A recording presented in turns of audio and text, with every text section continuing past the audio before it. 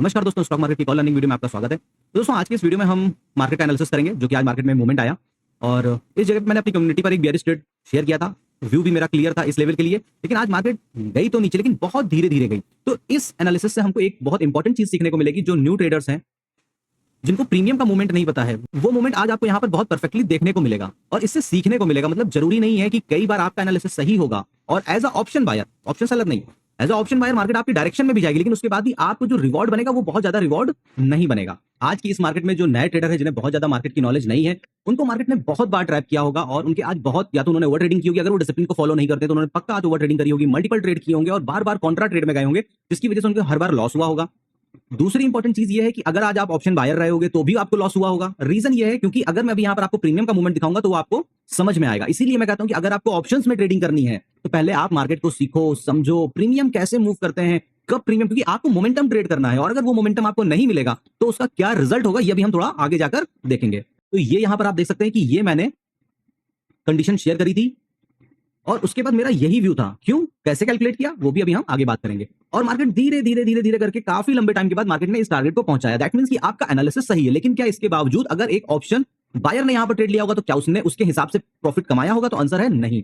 क्यों? क्योंकि हमेशा याद रखिए कि अगर मार्केट, ये 9:55 पे इसी कैंडल पर मैंने ये पोस्ट आपके साथ शेयर किया था। अब हमेशा याद रखिए कि अगर मार्केट ट्रेंडिंग है, ठीक है, लेकिन अगर वो धीरे धीरे, जैसे कि आज की मार्केट ट्रेंडिंग ही थी, लेकिन वो धीरे धीरे दो लाल फिर दो हरी फिर दो लाल फिर धीरे धीरे अगर वो ऊपर या नीचे की साइड जाती है, जैसे कि यहाँ पर ये अप साइड को जा रही है, तो ऐसी कंडीशन में क्या होगा? ऐसी कंडीशन में पुट का प्रीमियम तो गिरता चला जाएगा, लेकिन कॉल का प्रीमियम जो सुबह एक हाई बना देगा वो उसी के आसपास ही ट्रेड करता रहेगा। इसका कॉल का प्रीमियम गिरेगा नहीं, लेकिन ऊपर और जाएगा नहीं, जैसे कि पुट का प्रीमियम लगातार लो बनाता हुआ चला जाएगा। यहां पर आप देखिए, इसके बाद प्रीमियम ने ब्रेकआउट किया। ये कब है? 2:10 की कैंडल। प्रीमियम कितना है? 23,000 का। 23,000 की कॉल और 23,000 की पुट। अगर हम ये सुबह के 5 मिनट का मोमेंटम हटा देते हैं, यानी यहां से लेके यहां तक अगर आप देखेंगे तो कितना प्रीमियम का मूवमेंट हुआ है?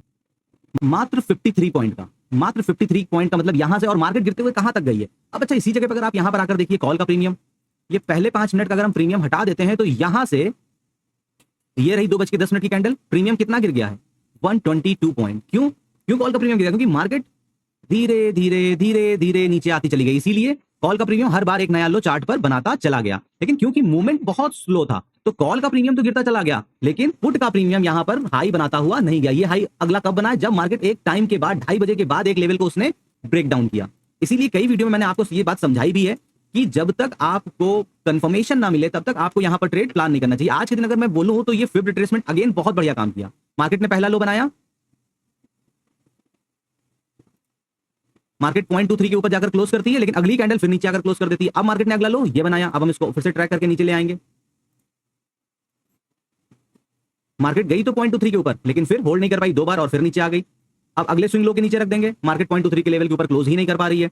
फिर यहां पर भी अगर हम आकर देखते हैं तो मार्केट 0.23 लेवल के ऊपर क्लोज ही नहीं कर पा रही है, और फिर ये भी कैंडल निकली लेकिन क्लोज नहीं कर पाई, और उसके बाद फिर मार्केट यहां पर नीचे चली गई। तो पूरे दिन मार्केट ने इस 0.23 के लेवल को बीट ही नहीं किया, जिसकी वजह से मार्केट कंटिन्यू। और दूसरा रीजन क्या था? मैं बोलता हूं जब भी मूविंग एवरेज ऐसा ट्रेंडिंग होता है तो कभी भी आपको इसका कॉन्ट्रा ट्रेड प्लान नहीं करना चाहिए, और उस केस में अगर आप फिब रिट्रेसमेंट लगा देते हो, जब तक मार्केट 0.23 के ऊपर होल्ड नहीं करती है तब तक यहां पर आपको ट्रेड नहीं करना चाहिए था। और ओवरऑल एक तो वॉर का सिनेरियो है, और दूसरी चीज चार्ट पर ओआई, पीसीआर और ओपन चेंज ओआई, ये तीनों क्लियर कट बोल रहे थे कि मार्केट को आज ऊपर नहीं नीचे की तरफ जाना है। अब ये सब एक एनालिसिस का पार्ट है, इसको आपको सीखना पड़ेगा। अगर आप सोचोगे कि नहीं 2 वीडियोस देखकर मैं इसको समझ जाऊंगा तो ये इम्पॉसिबल है। आप खाली यहां पर आप अगर सीखने पे कंसंट्रेट नहीं कर रहे हो तो आप खाली यहां पर ओवर ट्रेडिंग करोगे, मल्टीपल ट्रेड लोगे और आपको खाली लॉस होगा। क्लियर कट इस जगह पे मैंने ट्रेड बताया, क्लियर कट इस जगह पे मैंने ट्रेड बनाया, और ट्रेड बनाने के बाद मार्केट मेरे फेवर में गई। लेकिन कई बार ऐसा भी होता है कि आपके एनालिसिस सही होते हैं, लेकिन आप अपना स्टॉप लॉस अगर ट्रेल कराते हो तो आपका ऐसा हिट हो जाता है, या पहले मार्केट आपका ऐसा हिट करती है फिर वो आपकी डायरेक्शन में जाती है। कोई बात नहीं है।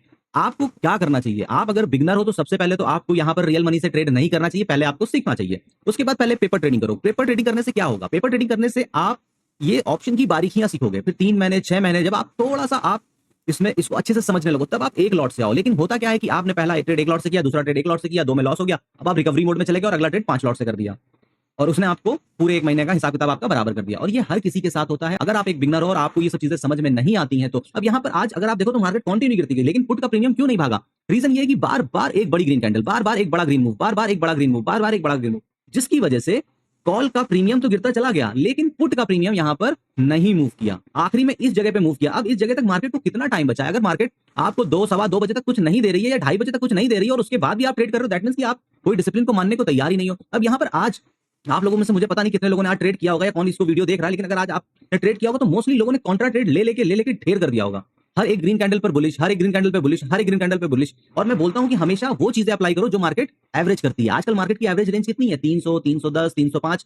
तो उस वजह से बिल्कुल क्लियर व्यू था, क्योंकि ये मैंने लेवल ऑलरेडी ड्रॉ किए हुए थे। तो ये मेरा सपोर्ट था ही, क्यों? क्योंकि ये 1 दिन पीछे का, 2 दिन पीछे का ये लो था और इसी के पास आकर मार्केट ने लाकर लास्ट में क्लोज कर दिया था। तो यानी कि ये क्लियर कट सपोर्ट था। मार्केट ने सुबह हाई बनाया। मैं कहता हूं कि जो भी मैं एनालिसिस वीडियो करता हूं उसमें जब मैं एनालिसिस वीडियो शाम को कर रहा होता हूं मार्केट क्लोज होने के बाद, तो वो उस दिन मार्केट ने कहां पर क्लोजिंग करी है, क्या कंडीशंस बनी है, वो एनालिसिस उसके हिसाब से होता है। लेकिन क्योंकि वॉर सिनेरियो चल रहा है, मार्केट रोज गैप अप या गैप डाउन होती है, तो उस कंडीशन में जो आपका एनालिसिस होता है फिर वो अगले दिन की मार्केट के मूवमेंट के हिसाब से होता है। तो क्लियर कट मार्केट ने ये जब हाई बना दिया तो यहां से यहां तक मैंने देखा कितना हो रहा है? 301, ठीक।